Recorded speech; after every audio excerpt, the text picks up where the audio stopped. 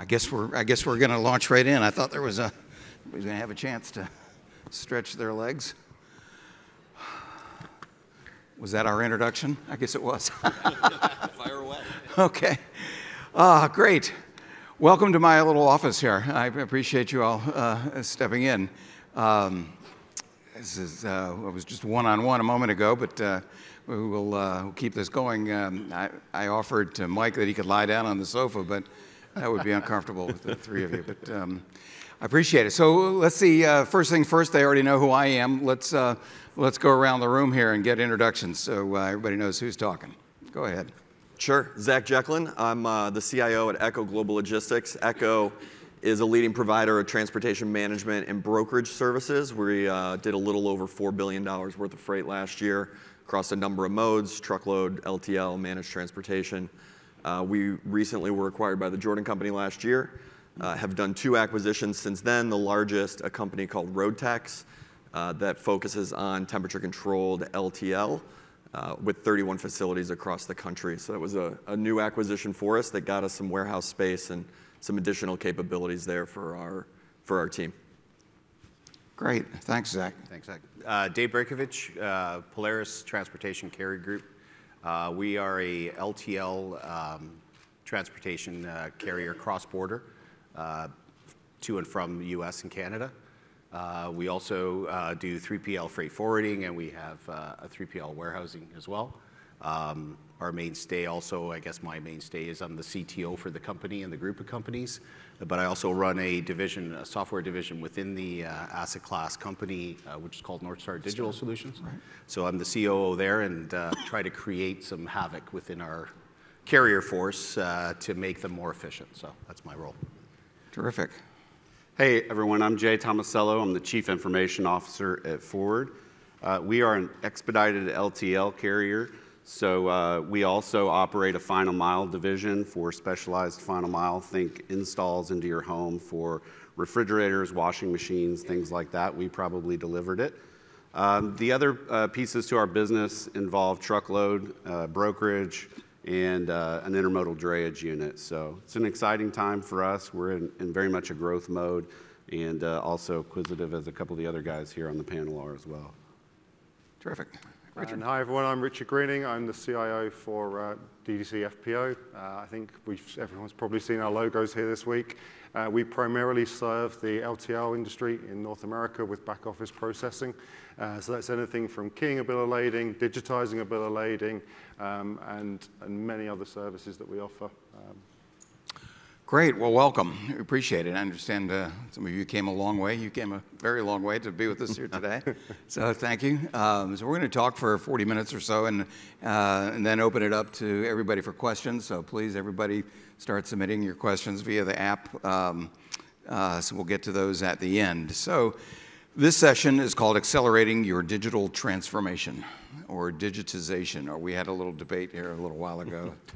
Digitalization or digitization? So None of us know. What's the European pronunciation? I don't know. It's got an S in it.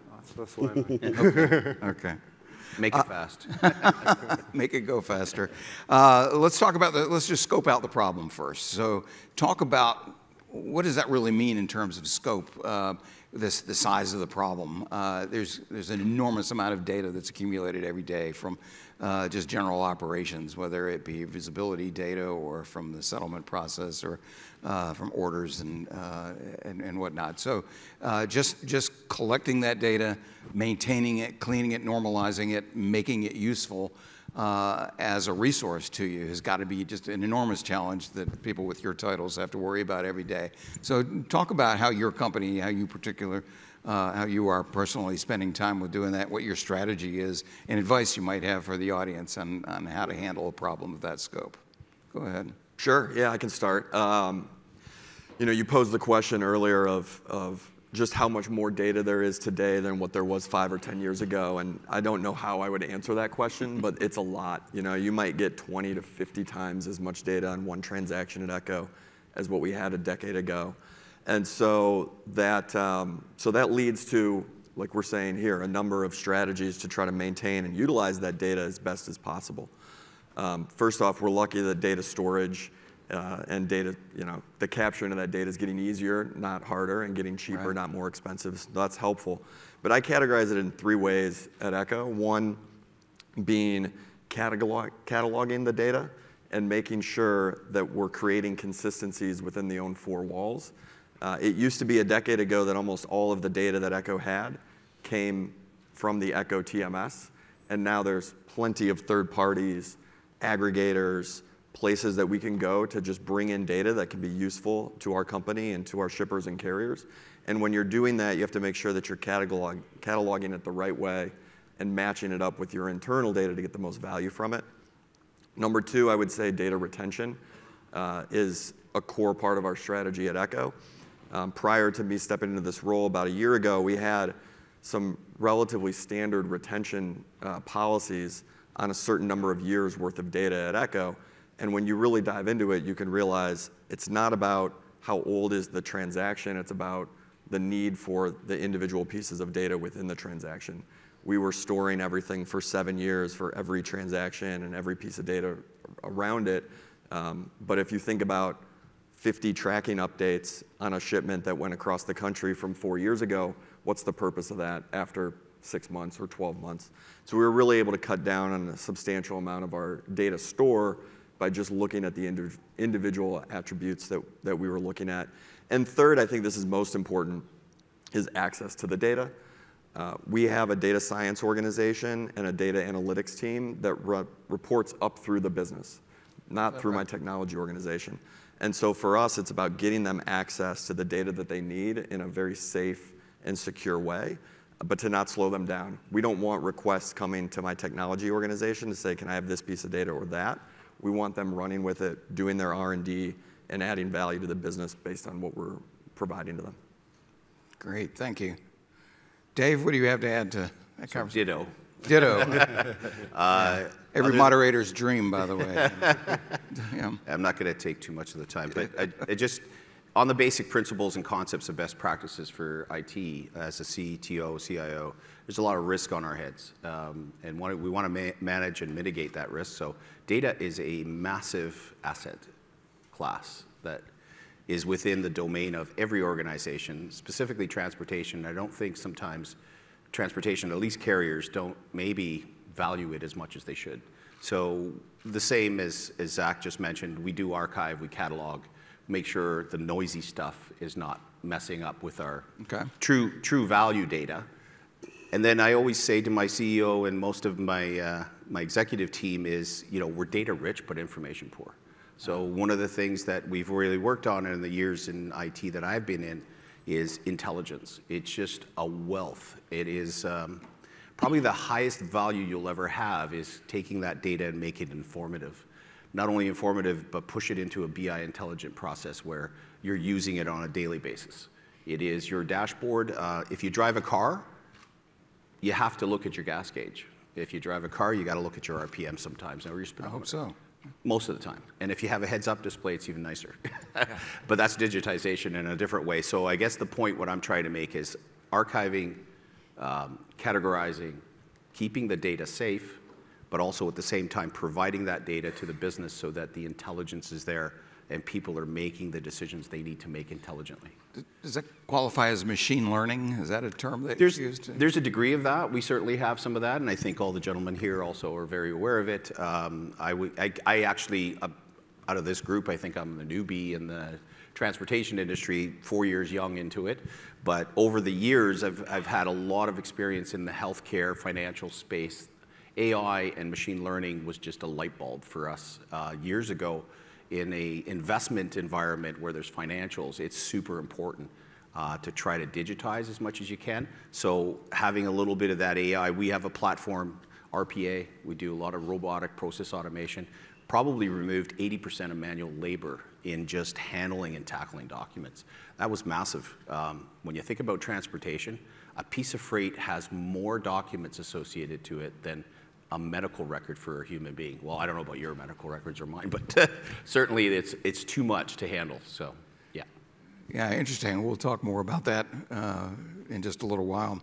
Just moving across the couch here, Jay, Yeah, just agree with these guys, but we don't do any robotic process automation. We do some process automation, but that's mess with my Canadian friend in the room here. You know, for me, yes to all of that. However, I'm going to be a little bit of a contrarian and say that, you know, the tools in terms of dealing with unstructured data now have evolved, you know, exponentially. Whereas 5 years ago, if we were having this conversation, you know, we would have really been focusing on the problem of too much data and how do we extract what we need. But again, the tools have evolved, and so now what is really the lagging piece of it for us is how do you get the business to act on that data? To your point, Dave, about building the intelligence that the business needs and changing their processes to react to the triggers and the signals that the data is providing them. So the other piece of that for me is really about culture change and change management. So it's really about the tentacles of how the data impacts the business and building the right processes around those. Processes, good. You have any processes that you'd like to? We have a few. Yeah. I think the guys, they've kind of nailed it. It's kind of like see no evil, hear no evil, etc. Yeah. Categorization, I think I'd start on that. I mean, as much as you then said access, and I agree, it all starts with categorization of data. And that's as simple, and people don't necessarily think about it. Everyone's focused on the operational flow of data and the paperwork that's moving. They also don't necessarily think about the back office. So even people out there that are using Google Suite or Microsoft Suite, there's still a lot of companies, especially the smaller businesses out there, that aren't even categorizing their Word docs and their PowerPoint docs, right? And the reality is when it comes to security of data, even on that side, getting good processes with all of your people in your business, ensuring all of your information is protected, then you can start bringing in things like data loss prevention policies where you can control who has access, create alerts for data that's going outside of your business, and then you're creating data on data, right? So if we go back to DDC, we've been going 30 plus years, we've been in freight over 15. When we started in the freight industry processing your work, it very much was you gave us access to your systems, we keyed on your machines because that kept your data in your data estate. And we still have clients like that today that prefer to work that way. That's why the categorization piece is key, because we need to understand all of the data that we touch, what we own, what we're responsible for, and the same for the client. And for us, that might be keying or digitizing a freight bill for them. It might be the customer care work we do, et cetera. But even for guys that are freight guys, you guys have got customers, you deal with shippers, you deal with consignees. You've got to figure out what data is yours, what are you responsible for? Yeah, interesting. I'm glad you mentioned that because I wanted to drill in on this topic of data security. I would imagine if I asked you all what things kept you up at night, at least one of those things would be data security. So how do you keep your data yours and not accessible to cyber attacks, et cetera? So why don't you, since you were just talking about it, can you drill in for us a little bit on cybersecurity? Cybersecurity, yeah. So last 5 years. So for us, I guess in Europe, GDPR came in 2018. So that says we have to categorize all our data. It means we need to own our data estate. There are now also financial penalties around that. They're starting to come in the US, sort of state by state. But sort of within Europe, to give everyone an idea of what's been happening there since 2018, is if we have a data breach of any shape or form, it is our duty to report it. It's our duty to report it to our customers and give them awareness of what's happened, the extent of the damage, et cetera. And then on top of that, there is potentially financial penalty that will be dished out by our government for doing it. So companies, however small in the UK and Europe now, are having to think long and hard about their data. I think it's taking a minute for them to do it, but they have to. And I guess as a rule of thumb, the answer is keep as little data as possible. So that's why you've got to really understand what you need. I think it might have been Dave that mentioned it before about the data that you hold that's just for noise. Yes, you want to do analytics. Yes, you want to drive efficiency. So you've got to figure on the good stuff that you need that helps you control the dashboard. Yeah. But at the same time, there's no point holding everything because you've got to think about the security potential. And we've gone through tremendous change. So between GDPR in 2018, a global pandemic, which I'm sure everyone's bored of talking about, and now in the last year, increase we're effectively seeing new levels of cyber terrorism in the last sort of 12 months. Yeah, thank you. Dave, why don't you talk a little bit, expand on what type of tools that are in place and your actual strategies for keeping your data safe? So, and again, this can get very expensive. Yeah. I guess convinced my C-suite players that it's an insurance policy. Yeah. A lot of people, maybe in the carrier side at least, being a little bit smaller than my cohorts here, they have some size to them. As a carrier, we're probably mid-sized, so we had to be a little frugal about costing. However, we wanted to make sure we were protected as best as we could. So moving into, and I'm giving advice here too as well to mid-sized or smaller organizations, you can be protected. You can have the right insurance policies that will not kill you, but at the same time keep you protected, and you could sleep at night. As Richard mentioned, just cyber terrorism is like on the fly. And the worst, I guess, area and where we started putting protection in is back end was very important for us. So disaster recovery, business continuity. Of course. That had to be built together and harmoniously. And the other thing is, of course, the big aspect of a hole or a window is email. And let's face it, Microsoft probably developed the best tool in the world was Outlook email and Excel. Those two things are guaranteed that everybody uses in some way, shape, or form. But email has become a major source of problems. Right. So what happens? You have to trust your people to a degree. It's a door, it's a key, you can get in. So one of the things that we did is a lot of training, front-end training. We put spam protectors in. We have Splunk, we have Darktrace, and I actually hired an ITSM company outside because we didn't have the expertise internally. I knew what I needed, so I went outside of that for them and I said, look, you guys are the experts in it. I will pay you an X amount of money, but God help you if something happens. Anyway, no, the long term is there's lots of monitoring now. We closed many, many holes. We didn't even know we had. We had routers that were pinging BitTorrent sites. We had all sorts of problems. But anyway, we closed those holes really quickly. And I'll have to knock on wood, I hope that's wood, that from a ransomware perspective, we can sleep at night a little bit better. Good. But again, I really enforce, you can do all the back-end tools you want, but if you have a front-end window that's weak, and you can see, we have a lot of customers, unfortunately and fortunately, that don't understand if they're using a Gmail, a Hotmail, or a LiveMail, they don't have security on those. Those TLS processes that are coming in, we blacklist them.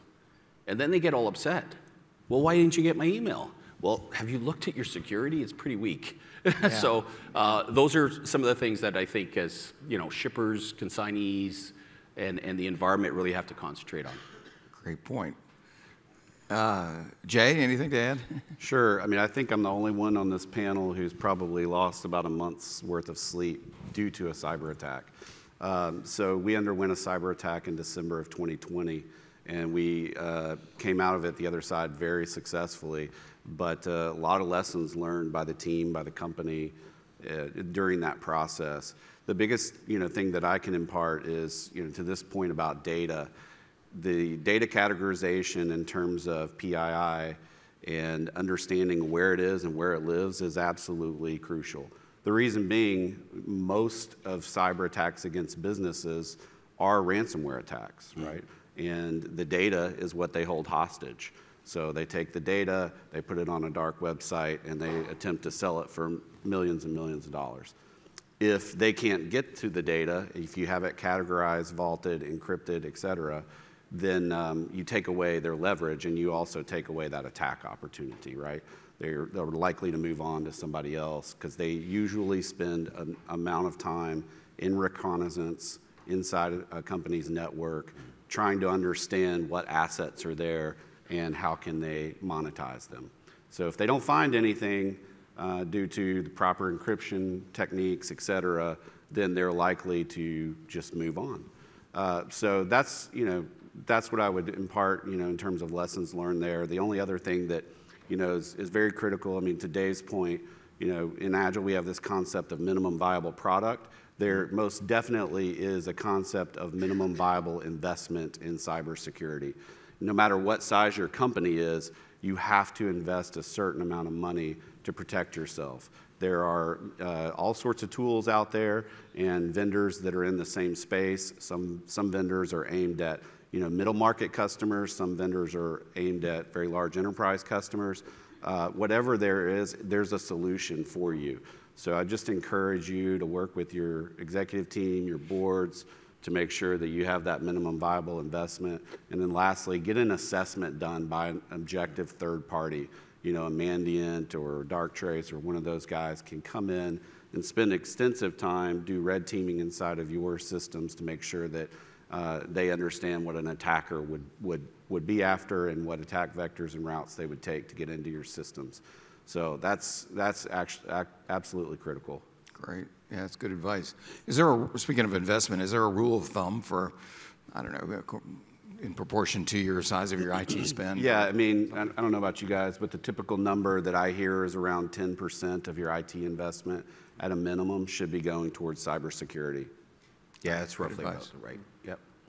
How about you? Does Forward have a digital security officer? Echo over here. Echo, sorry, I'm sorry. That's okay.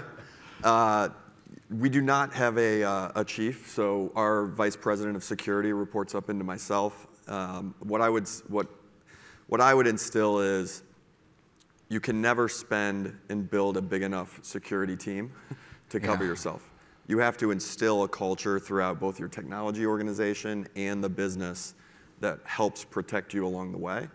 And so all of our development teams, all of our networking teams, all of our data teams know our security posture, and they help build their products to support that posture. And that helps support the security team who's doing the assessments and the checks, but they're not in charge of building every single piece of security at our company. Same is true on the business side. There's a lot of ways into a company. The most frequent is probably through business, whether it's phishing or email scams, whatever. That's the way in a lot. And so we go through multiple trainings across the business side of the organization to instill that same culture.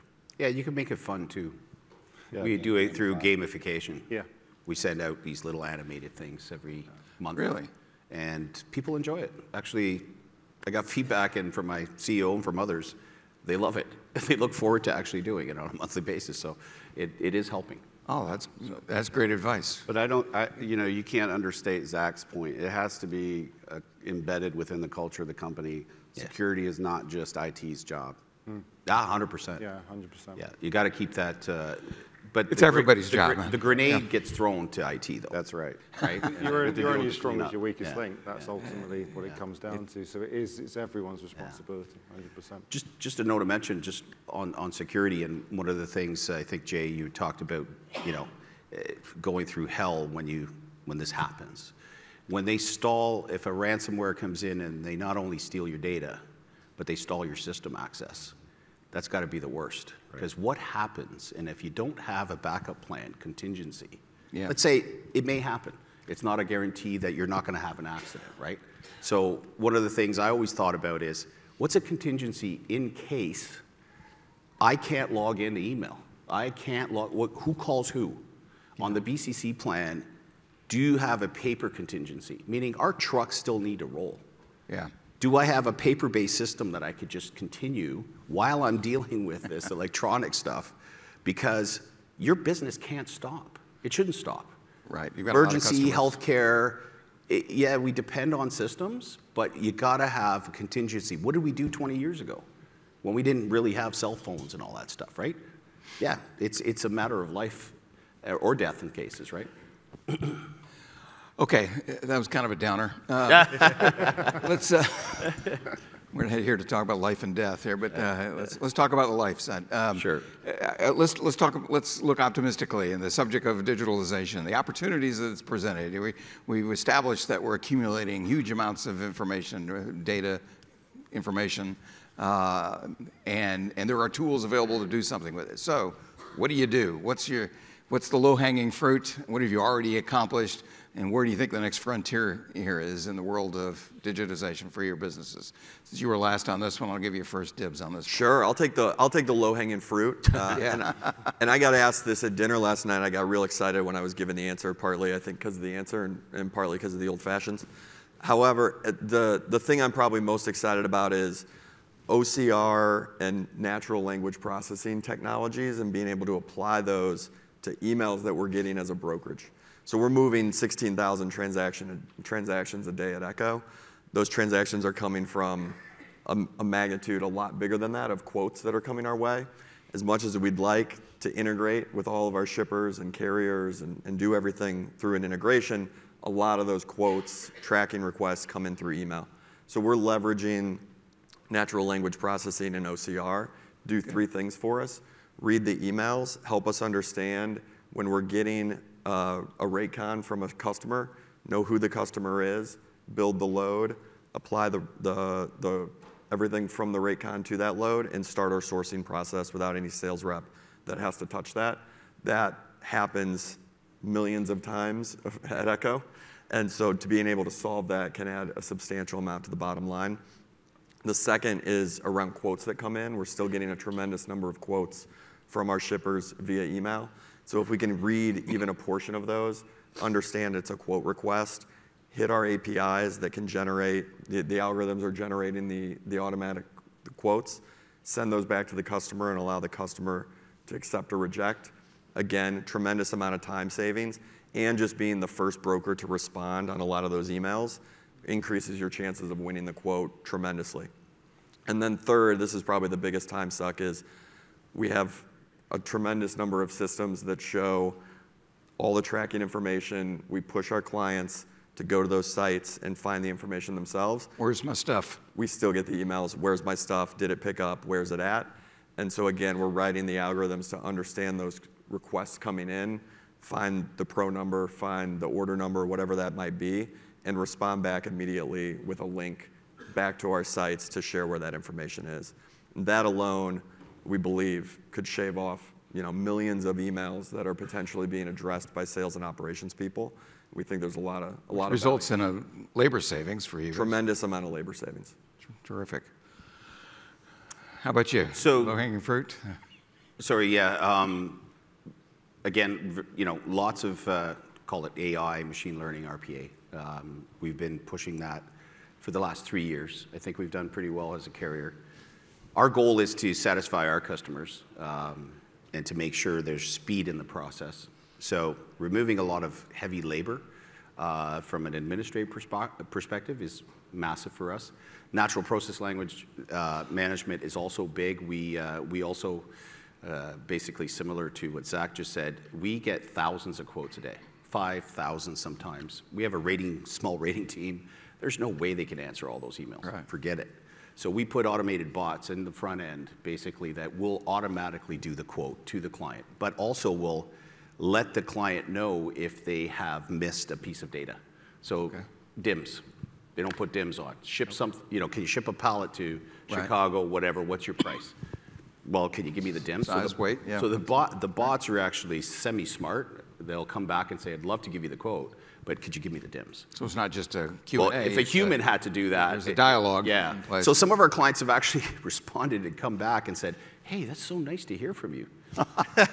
It's because some of the ones we couldn't even answer. So now they're thinking it's a human in the back end, which is fine. I mean, it's working. And they're getting a quote, they're getting satisfied, but we also have a trigger going back to ask them why they might not have closed that.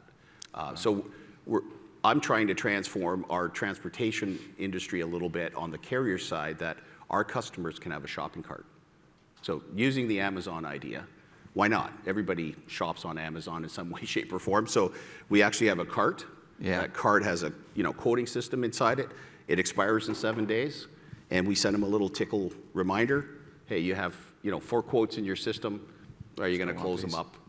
Could be a discount, whatever. Anyway, so that's one thing. But the other also thing on the tracking side is mobile applications. We're huge on that. We want to bring the road to the back office. There's a big gap there. The drivers are very important to every process here, no matter what. Their job is to drive, to make sure they're safe, to make sure that they pick up and move the freight, but also in the same token, they have the eyes and ears on the road. Right. The back office doesn't until they get back. Right. So the mobile piece to them is we have a scanning app.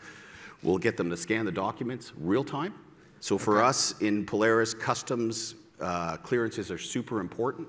If we can get those as quickly as we can, we're clearing freight before the freight arrives at the dock. So it was a massive undertaking, but it really helped us, especially through COVID, because you're not handing off documents. Handing documents. Yeah, we're going to talk a little bit more about mobility solutions in just a minute, so we'll drill into that a little bit. Richard, I'm interested in what's going on in your world here, from the world of digitization. What have you accomplished so far that you're most proud of that has to do with this? Yeah, sure.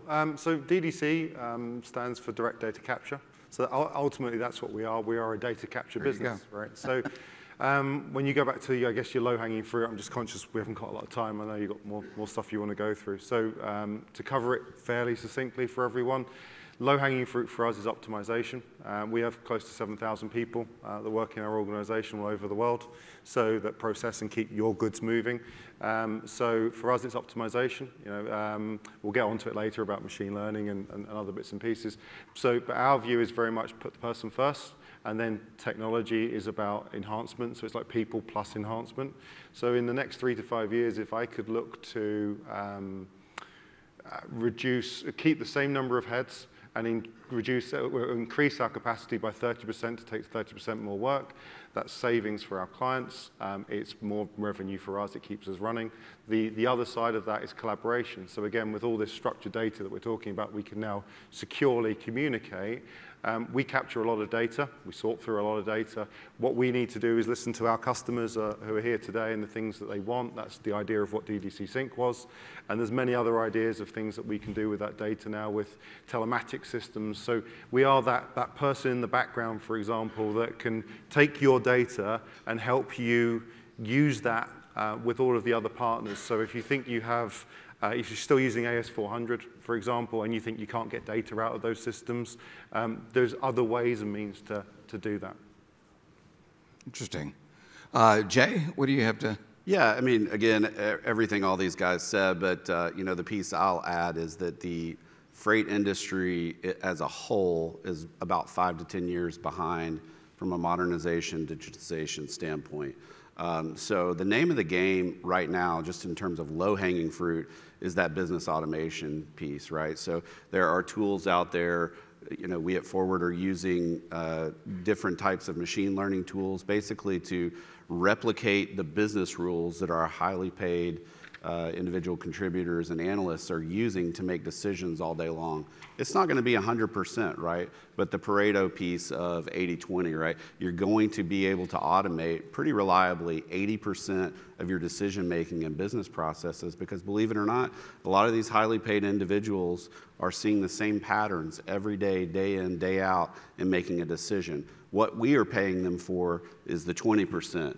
When I see a highly complex case that doesn't fit the pattern, that has some sort of edge case with it, what do we do? How does that person handle it? How do they relate to the customer? That's something that so far, barring ChatGPT coming into the workplace, so far we can't replicate that with automation, with bots, et cetera. So focusing on business process automation really is the low-hanging fruit, all the different back office pieces of your business.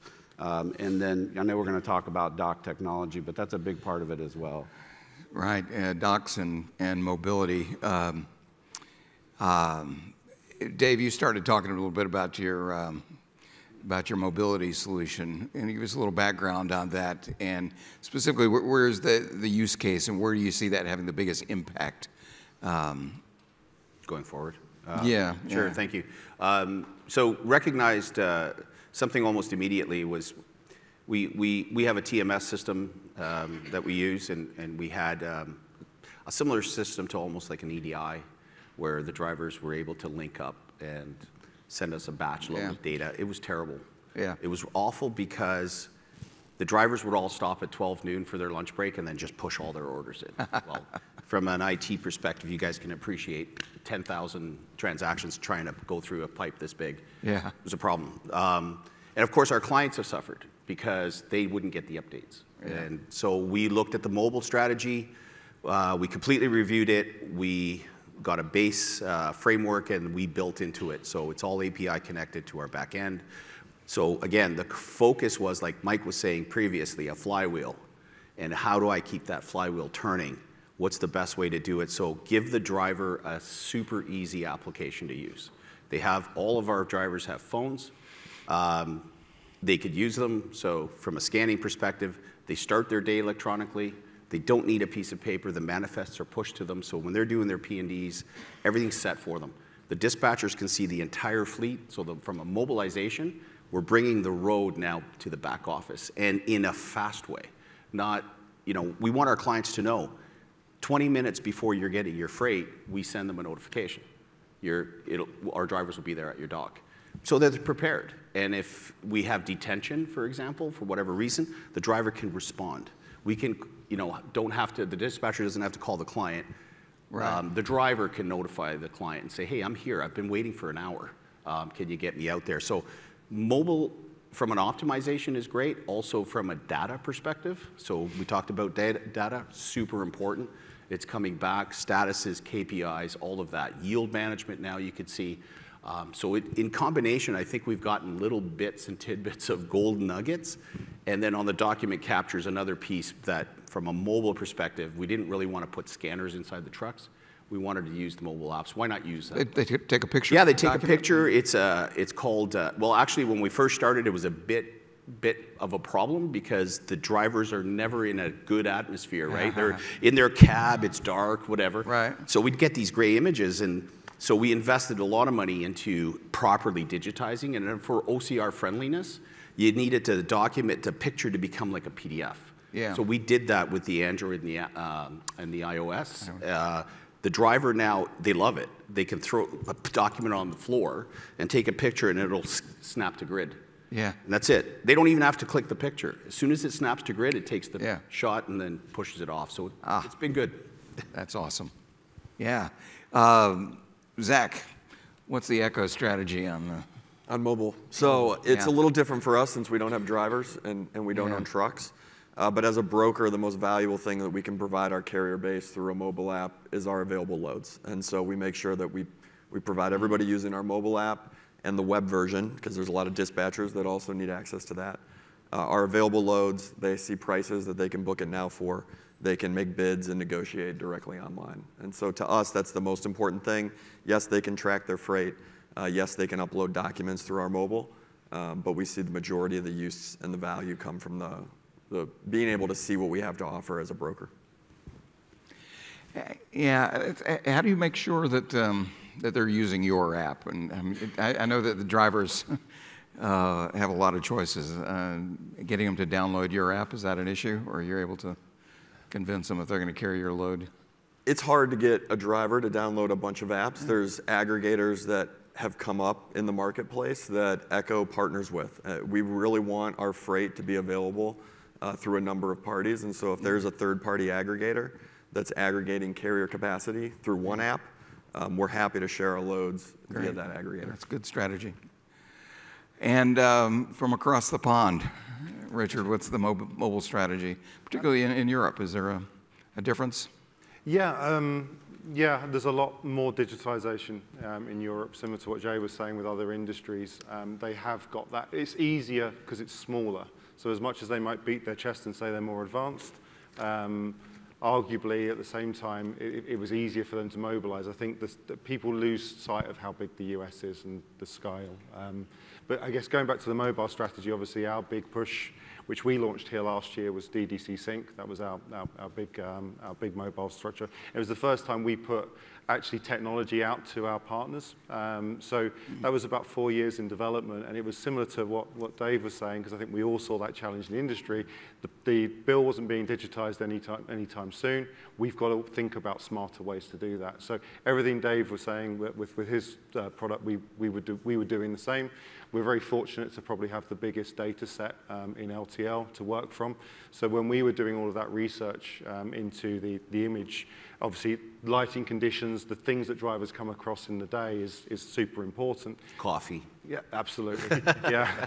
And then the other side is then when you process that in the back office. So if someone then wants that in 1-bit grayscale, what does that do when you reduce down that image quality? So it's things like that we looked at treating the images as well. We've done it where if someone Sharpies through a document, we can remove the Sharpie and get the image back. So that's sort of something we've done over the last 3-4 years, which is quite exciting.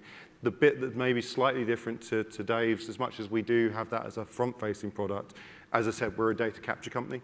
So primarily, that's what we do and that's what we're focusing in. We're not a dispatch provider. We're not a TMS provider. We just really focus on those good quality images because that's been the service that we've provided to you guys for the last 15 years. So as much as we can offer that to a carrier and they can work with us direct, what we really look for is partners, so dispatch providers, TMSs, and therefore just saying that we have the best-in-class capture solution for getting the data off the bowl. And therefore, come look at DDC Sync. Okay, terrific. I have about 8 more questions here, but we're running out of time, so I'm sure you're all happy for that. I appreciate all your comments, and I want to get to a couple of the questions here, and then we're going to open it up to the audience. If we can have Pat Sajak and Vanna White with their things get ready for us here. There's one question here. I think there was another one behind this. Would you talk about the importance of having a playbook already on the shelf so that you would know what actions need to be taken in the communication and the communication needs to take place in case of a data breach? What's your playbook, in other words, case of a data breach? Since you have firsthand recent experience with this, why don't you tell us about your playbook? You're bringing back some painful memories here. Don't worry, Jay, you're done now. If I start twitching, lie down on the sofa. Bring the paddles. We got a ball. So yeah, having a playbook is absolutely essential. We definitely had playbook, and not only a playbook, but playbooks for different scenarios. So have a playbook for your ransomware attack, have a playbook for some sort of network security breach, website denial of service, that sort of thing. The other important thing associated with having a playbook is exercising that playbook. So at Forward, we do 2 tabletop exercises a year. So our CISO will devise a scenario. He'll work up a plan with his team. They will replicate some real life exigencies that may happen during a cyber attack. So what they'll do is nobody will know the time or the day. I will make sure that it's not, something, that will interrupt normal business operations. But he'll call everyone up at 9 o'clock in the morning and say, hey, we're undergoing a ransomware attack. Here's the scenario. So the video conferences start, the bridges start, and we start running through the playbook. And that playbook, there was a word in here about what are the communication needs. That playbook also extends out to our board and our customers. So how do we communicate to the head of our audit committee? How do we communicate to our customers? How do we mobilize the sales team to reach out to key accounts and give them a heads up as to what's going on and begin that, as you talked about, the business continuity plan of, okay, now that our systems are offline, how do we go to some manual process and work that with our customers? So I can't stress that enough. Work that playbook and exercise it in a tabletop exercise at least once a year. Any questions from out there? There was a data integrity question. There was. It flashed away. Yeah.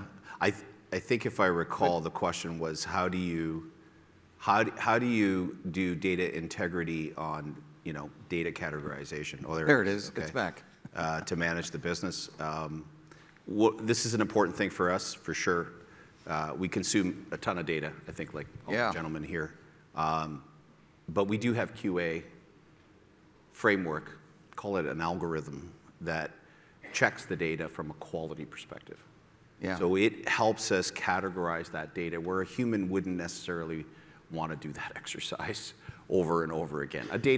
We have a data governance group and data stewards, but it would be so time consuming. It just could not be done fast enough. So we've put in some measures for ourselves from a data integrity is, what's critical for our order processing from at least a mandatory perspective. So what do we need to see when something's coming in. We need to see the shipper, the consignee, the addresses. We have Google Maps or Google address to check certain things. So we've helped ourselves by using SDKs out there to pull in external, like Canada Post, for example, for postal code verifications. Okay. United States Postal Service for zips, and then business maps and that kind of stuff. And so that's how we clean our data to the best of our ability and try to maintain, and that's really important, I think, in any TMS system or any ERP system, is try to reduce the amount of duplication of data entry, right? Some people, if they don't have nomenclature processing, then they're going to enter an address differently from Joe, Peter, whatever. So we try to keep that consistent by automating it. Just normalizing the amount of data is a tremendous task. We are officially out of time. So before I leave, I would be remiss if I didn't thank you all, but also ask, I don't know if our AV has this capability to zoom in on Jay's shoes. Yeah, they're cool. You need a helmet to go with that. Yes, I do. This is his data security program here. Love 'em. This is what happens when people in the organization don't comply with data security They standards. get kicked with the spikes on the shoes. right. So I'm sorry if I've been distracted by that, as you're very shiny. I love them. But anyway, Hey, just one comment on that. You know, yesterday we had a couple of great speakers on diversity and inclusion, and I fully support that 100%. There was a lot of talk about, you know, making sure to be intentional about, you know, developing female leaders. I just want to say, men, you got to step up your fashion game. Like, it's just not a woman thing, right? So it's time. It's here. I agree. So Follow the women. Absolutely. this summer at Connections, we'll all. I don't know where you buy shoes like that, but we'll look around. But Zach, Dave, Jay, Richard, thank you all. I appreciate Thanks, Jay. all your wisdom and insight. I'm sure I speak for the audience. Thanks for having And I us. thank you.